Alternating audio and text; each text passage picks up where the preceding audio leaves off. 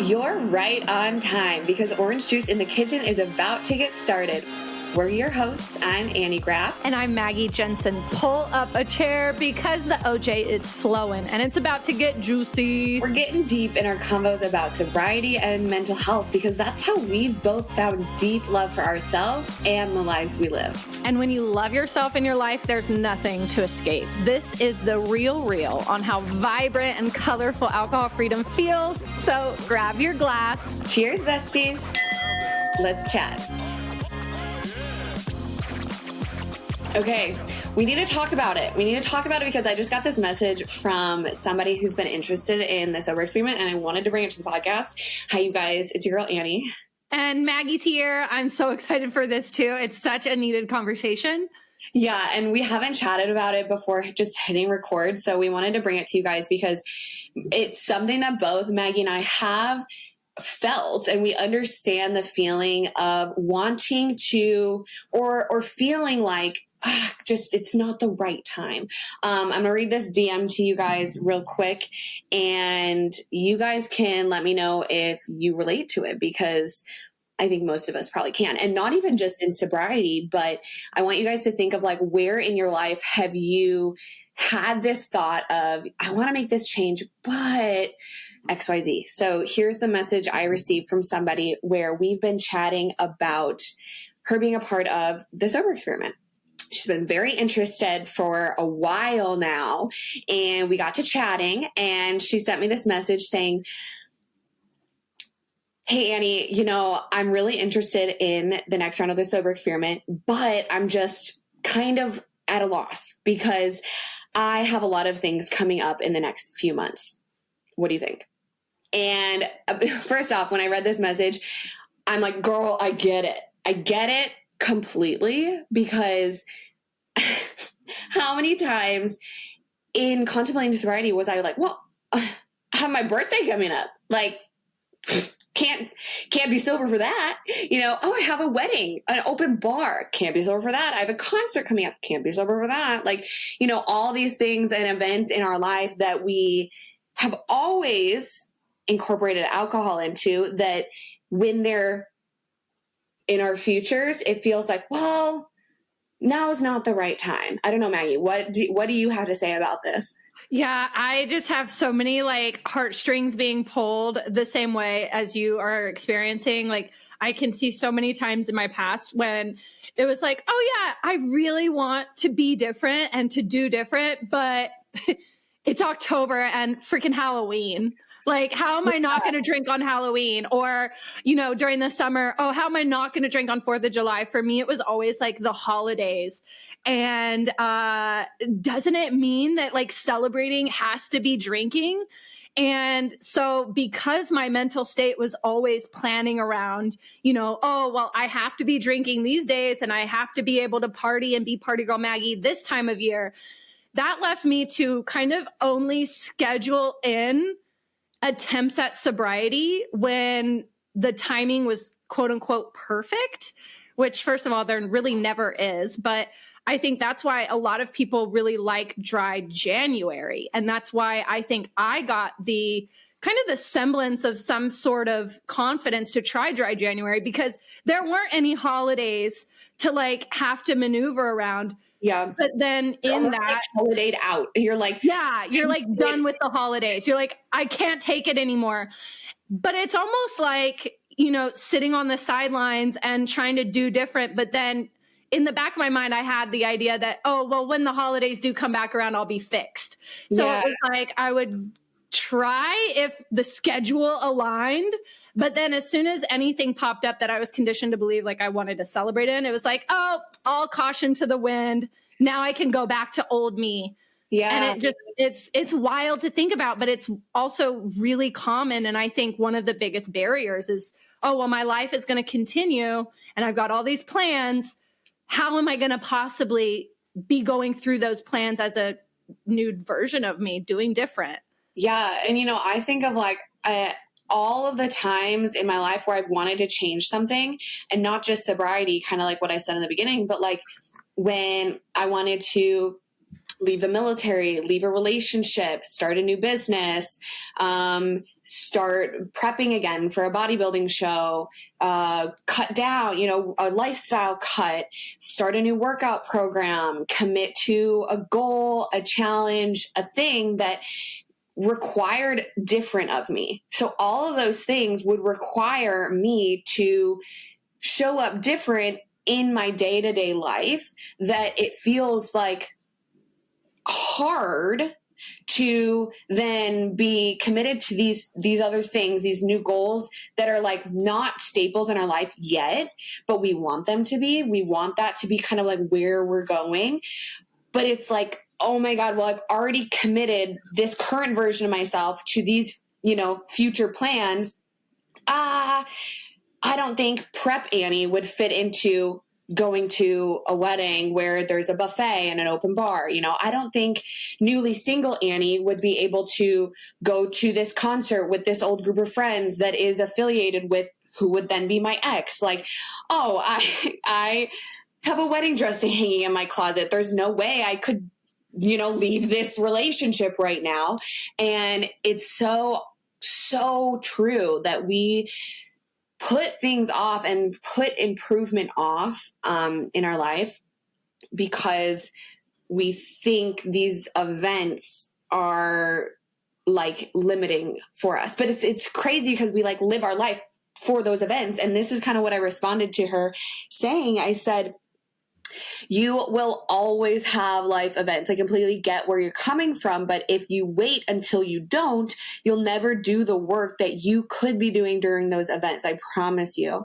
I did tell her too, like we've had people get married, be bridesmaids, go on vacation, celebrate graduation, have birthdays, all the things you could think of while going through TSE. And every single one of those, and Maggie can vouch for this, every single person that's had like a monumental life event come up where they originally thought would be a barrier to their sobriety or like was tied to their old relationship with alcohol, every single person went through that event being like, holy shit, I'm so glad I didn't put off this journey with TSE because of being a bridesmaid, because now I'm a bridesmaid and I'm tackling my own inner work. I'm tackling my relationship with alcohol. I'm able to be at an event knowing that I have community support, helps, tips, tricks, like communication with people who are on the same journey as me. And I'm in this event and my mind is clear. My relationships are better. My self-love is better. My confidence is improved. My brain clarity, my memory is better. I'm here. I'm present at this event that I've been looking forward to. And alcohol isn't a barrier to me enjoying it. It's actually allowing me to enjoy it more, this diving into this new version of myself. And I think it's so beautiful, but I completely understand because I used to think, and this is so funny, when I first started my sobriety journey, my birthday is May 31st. So I, similar to Maggie, started my sobriety journey on January 1st, 2023. So a few years after Maggie. And, I originally, my biggest thing for me was like, I wanted to go 6 months. That's kind of like where I had my heart set at first. I thought everything would be cured by then, but my birthday is May 31st. That's five full months of the year. And I literally remember having this conversation with a friend and I was like, yeah, I'm going to be going like 6 months. And I was in prep for a bodybuilding show. And I was like, but I've always done something big for my birthday. It's been a weekend long bender every year. It's Memorial Day weekend usually. So it's like, that was the only way I knew to celebrate my birthday. And so even though as I got closer to my birthday, like, week 1, week 2, week 4, 6, 8, probably in those early weeks more so than later, because I'll explain why. But in those early weeks, I remember having a conversation with a friend where I told her like, well, if I have a few like shots, like I'm sure it'll be fine. Like if I by then I'll probably have a good handle on it that it won't really impact me. And if I go into that, my birthday, knowing like, yeah, I'm going to drink, it's fine. It's just a one day thing. It won't be like, I'll still go the rest of the one more month and that'll be fine. And it's so crazy because I had so much fear around holding on to sobriety while my birthday coming up. The crazy thing is, like, my birthday came up. I didn't do anything crazy. I had the most low-key birthday, and it was probably one of my more enjoyable birthday weekends ever.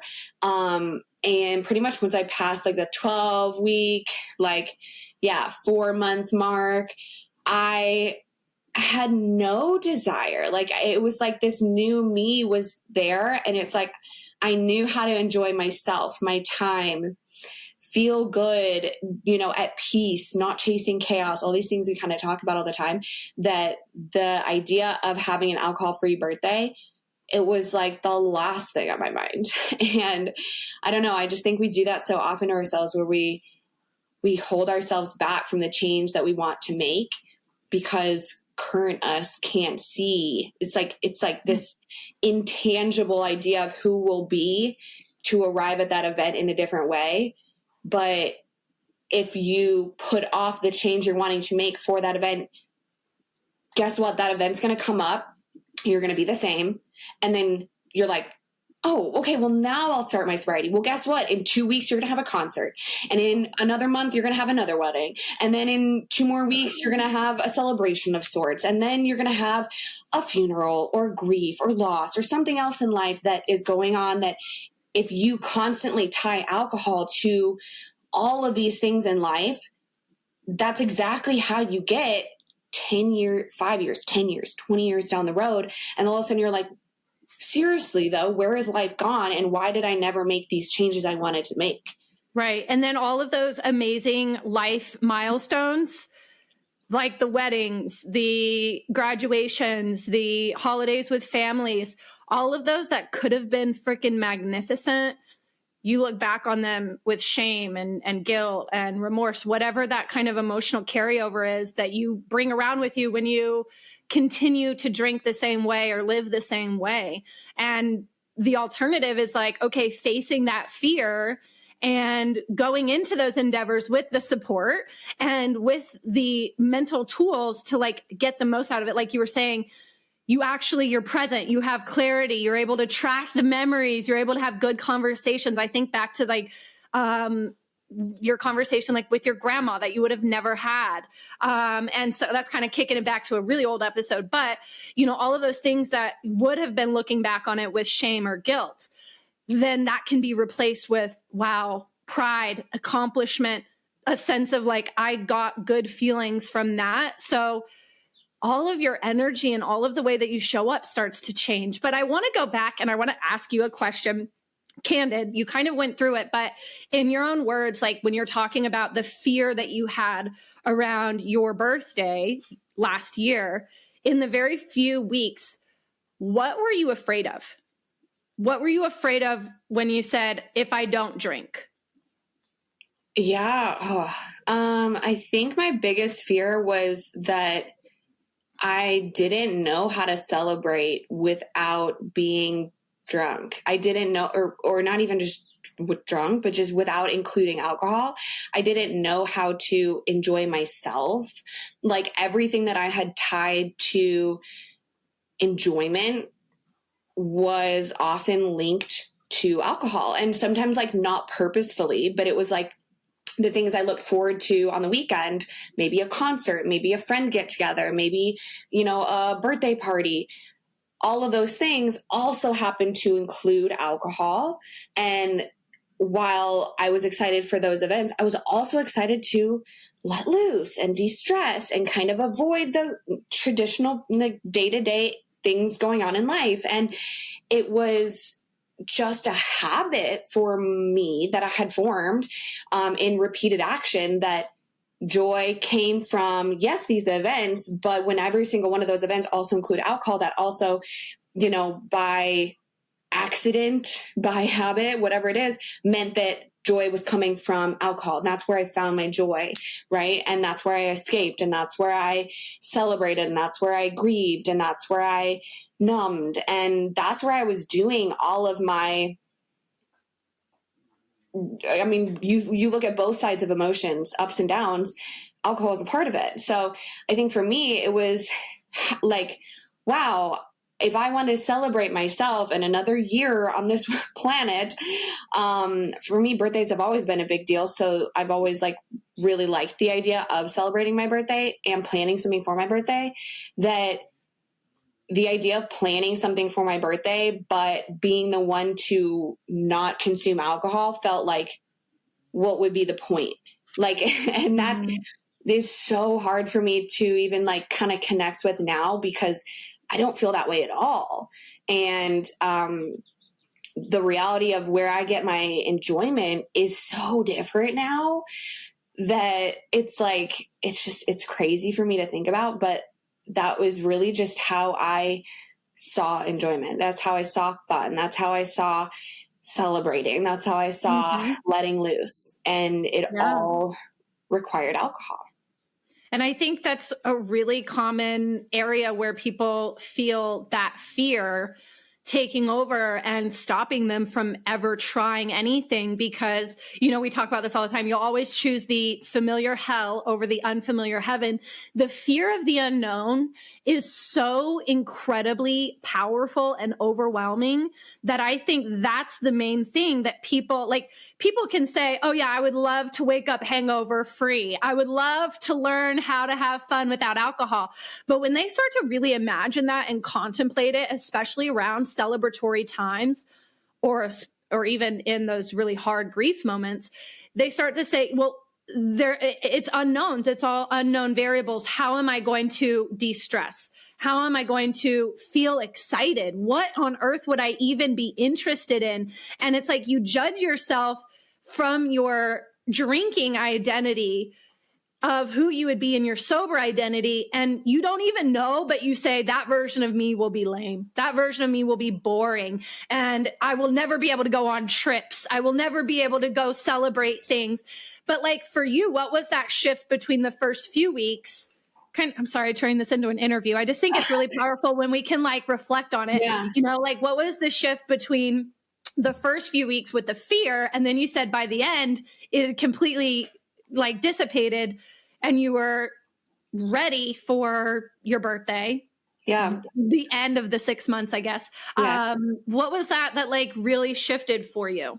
Yeah. Well, pause even before I touch on that. I think you were saying something and it made me realize like I was getting so much like confirmation bias that drunk Annie was socially acceptable. Annie was the fun one, was exciting, was the, like, she was celebrated by the people she was spending time with. I was always like the social creator, like, you know, putting events together, creating, like bringing people together. Then I'm like tipsy and I'm like talking to people. I'm social. I'm asking questions. I'm making jokes. I'm like, didn't care. I'm like, you know, which the crazy thing is like, while that was such an accepted and loved and celebrated version of myself, I literally don't remember, like, so much. People would say, oh my God, you did that. It was hilarious. Or, oh my God, I love like when you're this type of way or whatever. I would never remember doing a lot of these things or making that joke or saying that thing or talking to that person or going over and doing that crazy thing, whatever it was. I wouldn't remember. So part of me felt like, oh my God, I guess I can only be like socially acceptable when I'm this version of myself, because now sober me, which tended to be the lower, anxious, overthinking, brain fogged version of me, I didn't know who the fuck that was. It felt like a completely different person that I was like, oh my God, I can't even like meet these people's expectations if I'm not drinking, because what would drunkie say right now? I don't know, what's the funny thing? Like, oh my God, I'm like thinking about what my hair looks like. And like, does this outfit look good? And oh, did that person just make a face at me? Like when alcohol wasn't a part of the equation, I didn't feel confident in this other version of myself. And the reality is looking back, it's just because I wasn't spending time in that sober version of myself. And when I was, it was in anxiety. It was in the low moments. It was in the regretful moments, the overthinking, the embarrassed moments, the shameful moments, the, oh my God, I did that. Can we just never remember that? Can we just delete those photos? Can we pretend that never happened? And that was the version of sober Annie I was spending a lot of time in. So I just wanted to escape that. And because the drunk version of me was so celebrated, I wanted to get back there. So then cue in the alcohol again to bring me back there, to make me feel loved, celebrated, appreciated, and encouraged by the people I was spending time with. Now, it's crazy too, because in diving into sobriety and gaining more confidence in this one singular authentic version of me, my relationships have skyrocketed because I have confidence in myself. Like, there's no two versions of Annie. There's just me. It's just me, who I am. I know who I am. I've done the work to figure that out. I'm very aware. And my conversations are better. My genuine relationships, my authentic ability to show up for friendships is so much improved. And the way people have now been appreciative and acknowledging of this version of me, it means so much more, right? Because it feels really authentic. It's like, yeah, that is me. Wow. And these people like me. One thing is like, no, I don't get my confirmation, or I don't need that acceptance, but it's kind of like, hey, like, this is a quick, tap on the back, a quick little reinforcer, keep going, keep doing what you're doing, because this version of me is so well accepted and acknowledged and loved and appreciated. It feels so aligned, rather than being accepted and celebrated in that drunk version of me that I didn't know who that was. I didn't know how to tap into that without using alcohol, and then having no memory and doing all these things that were so not aligned with me deep down. I don't know if you feel that.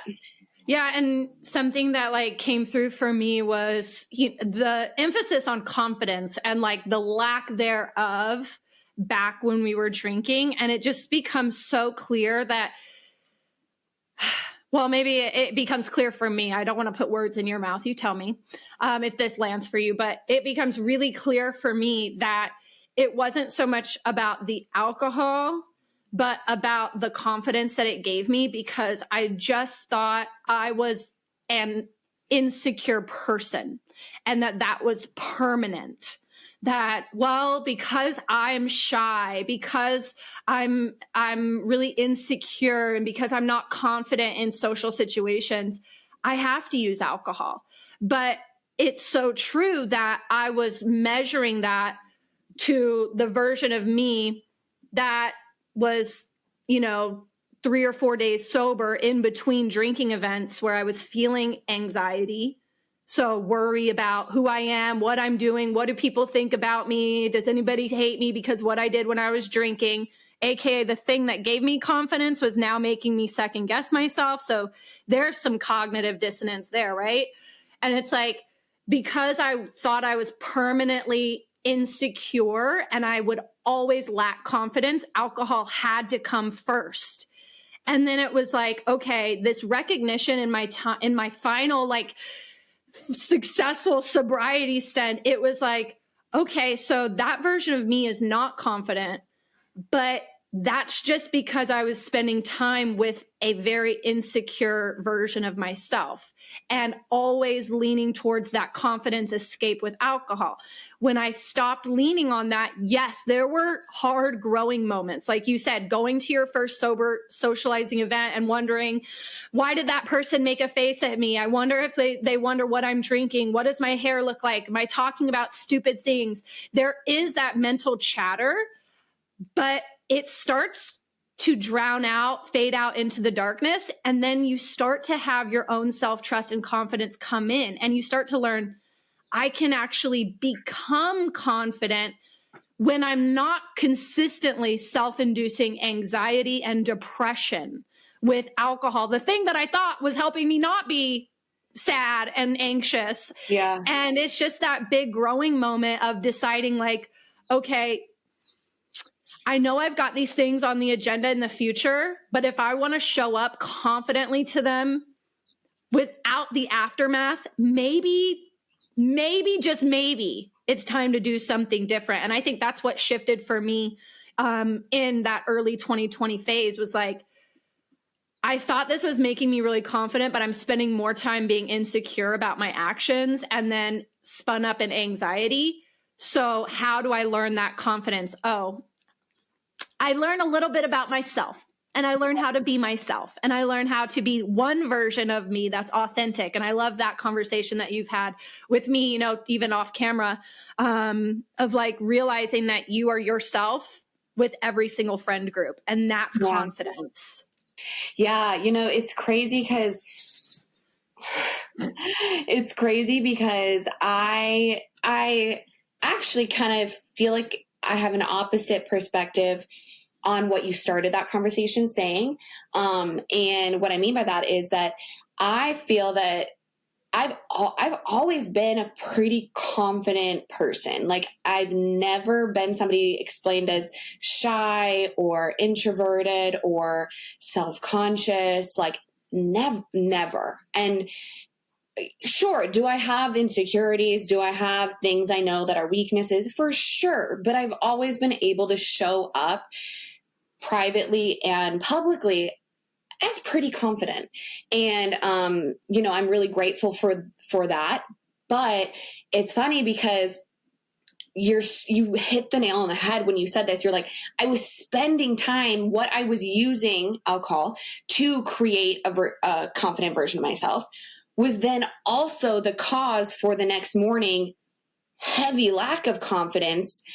And when you spend a lot of time there, it disconnects you from this authentic you. So like what I really looking back on, what I was really experiencing was like before alcohol was kind of a huge staple in my life, which for me was probably from like 2017, 2018, kind of spike, up, hit ahead in like 2021 and 2022, 2020, 21, 22 were really ramping up, that I lost connection to the authentic, confident Annie.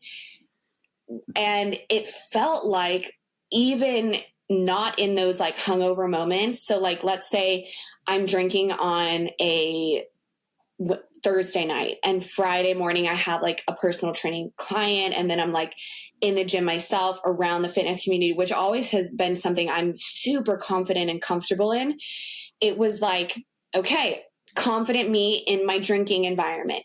And then I wake up feeling like shit, hungover, tired, exhausted, brain fog, forgetting what happened last night. Who did I talk to? What did I say? What did I do? What do I have to be embarrassed about that I don't even know happened yet, And then I'm feeling that sort of way, but having to tap into this, non-drinking, confident person that is who I am, but I wasn't feeling it in that moment. So like, I'm putting on this mask of like, okay, and I'm your personal trainer, and I'm like living this lifestyle, and I'm like, yay, health. And like, I'm in the gym, I'm feeling great. Yay, do the good things for your body. Like, and it felt so fucking fake that I realized for me, it was that disconnection that really had me feeling like, bro, this ain't right. Like, I don't like this. And as much confidence as I have as the drunk version of me, I've always known that confidence is there. So like, why have I given myself this remedy for a problem that wasn't there that now makes me feel fake when I'm trying to show up authentically? Like, it was so disorienting, honestly. Yeah. It made me feel like I'm like, who am I? And it for so many years, because I was really living into that, it made me feel like, yeah, like, wow, do I not know myself? It had me questioning this authentic confidence that I've always had, this like love for life and love for socializing and love for that. Because without alcohol, I was like, oh, do I not like people? Do I not like talking? Do I not like myself? Like, that's never been the case. But for the last 5 years, it kind of has become more the case. So that was the biggest thing for me. And like, I think it's so interesting because if for people listening out there, like maybe alcohol is not your use, your like remedy for being shy and quiet and lacking self-confidence, maybe it's been something that you haven't even known that you've implemented into your life, that you were already confident, you were already self-assured, you're already, pretty, good in those areas, but then you add it in and it's become a staple that removing it feels like, ooh, wow, I don't know how to go back to the most authentic version of me. And so either way that you're coming at this from, one of us can relate, obviously, because we kind of have opposite experiences, which I think is cool. But yeah, I think it's so crazy the effect that alcohol can have on just your perception of self and your perception of who you are and like what you're capable of. And I think that's where that thought is kind of promoted, honestly, where it's like, whoa, I can't do these events without alcohol, or like, I don't know who I would be in these events, in these environments without alcohol. And whether or not, you come as a confident person where alcohol made you boost your confidence through your perception, or you are a very shy, inhibited person where you lean on alcohol as that social crutch, well, you're still going to be fighting this feeling of, here I am. And I think you hit the nail on the head with this, is like, what if they knew the real me? That fear that kind of steals your confidence no matter which direction you're coming from. That just like gave me chills when you said that, because it helped me recall that there was always this idea of, would they like me if I were really me? And in that there came a question of like, who really am I?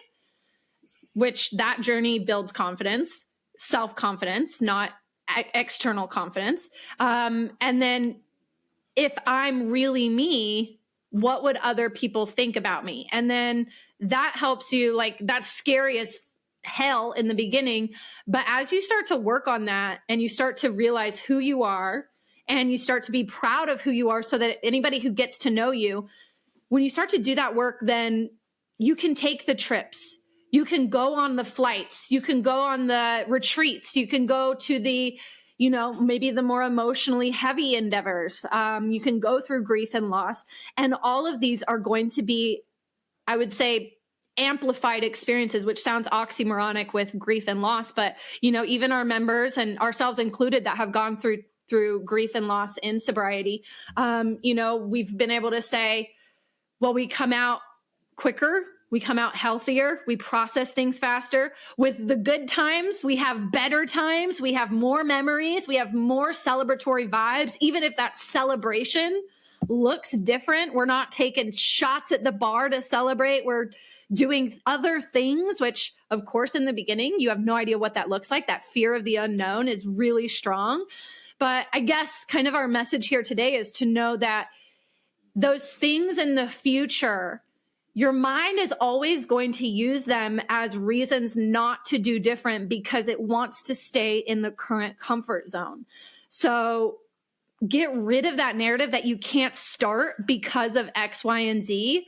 Because if you get started now, yeah, you might have to juggle things time-wise. You might have to get more creative with your schedule. But if you get support now, then all of those things that you're looking forward to could be 10 times, 20 times, 50 times better.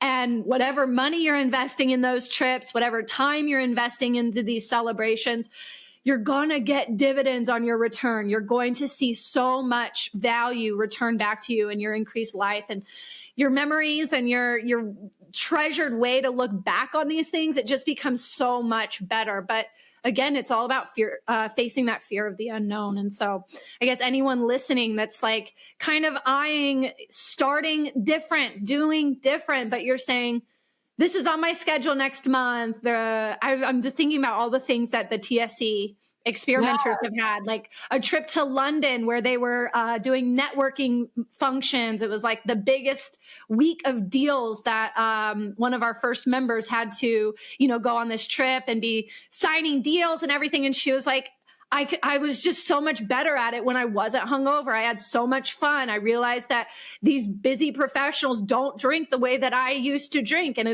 like every single time one of our experimenters has gone on a trip or had one of these events in their life, they have never come back and been like, man, I wish I would have drank. Yeah. Right. Yeah. I mean, even things like unwork related, but like, yeah, like weddings. We've had people get married while going through TSC. We've had people be bridesmaids. We've had people go on long trips. We've had people have birthdays. We've had like celebrations, promotions, all the things. And I don't think a single time where an event's come through that someone had on their mind before committing to the program.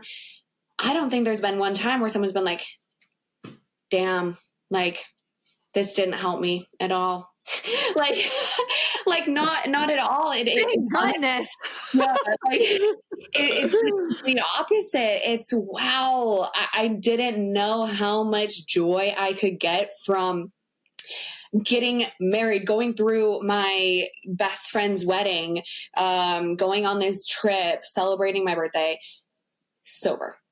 Like, and that's where I was at. And that kind of that transition mark you asked earlier, like what changed? And it was just the fact that I was spending more time in my most authentic self.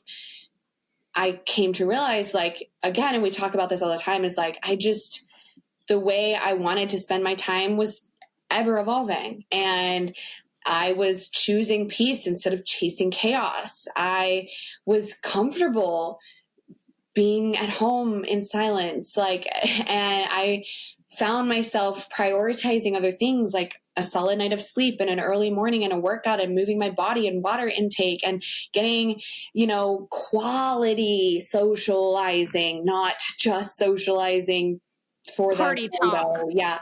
And the surface level conversation, but being surrounded by people that I actually really truly wanted to cultivate a relationship with. And so anyway, it was just more time spent in that, and belief built while doing that, and confidence, found while doing it. So all of the things, and just with time and the work, we've said this before, but like time doesn't heal all necessarily. It's the work you do in that time. And so that's the beauty of, the sober experiment, is that the time's there and we're going to guide you on the work. So as long as you show up and lean in, I promise you, it's going to be worth it.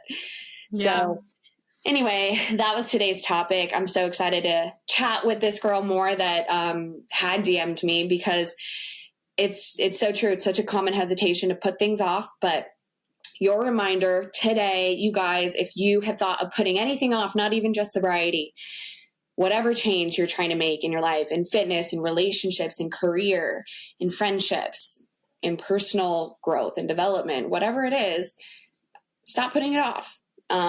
If you put it off for life, spoiler alert, life is going to continue. So you might not ever do the work if you're going to continue to put it off and build a habit in putting it off. So dive in, lean in. Let's go. Let's go. One thing I just want to kind of end on too is like an experience that I had personally was putting off the work, and then really amazing opportunities coming up in my life towards the end of 2019. Where I said, I really want to do different, but I'm going to go to this party, to this function, to this thing.